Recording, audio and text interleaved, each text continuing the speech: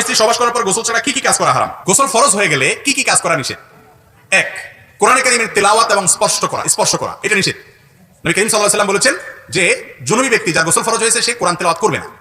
এক, সালাত আদায় করবে না, তাওয়াফ করবে না। এই কাজগুলো গোসল ফরজ হওয়ার পরে একজন মানুষ করবে না। এর বাইরে জিকির আজকার করতে পারে, সাধারণ জিকির আজকার তাসবিহ এগুলো পড়তে অসুবিধা নেই। হালাল বৈধ কোনো কাজ করলেও এগুলো করা যাবে। তবে গোসল ফরজ হওয়ার পরে খুব দ্রুততার সাথে গোসল করে ফেলা উচিত।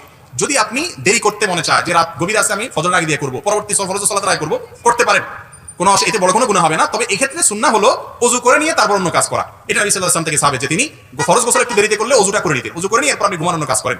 আমাদের দেশে দেখা যায় গোসল ফরজ হলে মেয়েরা যদি বাসায় কোনো কাজ করে সবাই এসে ফতোয়া দেয়, হ্যাঁ ফরজ গোসল করে মহিলারা রান্নাবাড়া করতে পারে না, বাচ্চাকে দুধ দিতে পারে না, অনেকে বলে পা মাটিতে ফেলতে পারে না। তো পা মাটিতে না ফেললে কি আকাশে ঝুলে থাকবে বেচারা?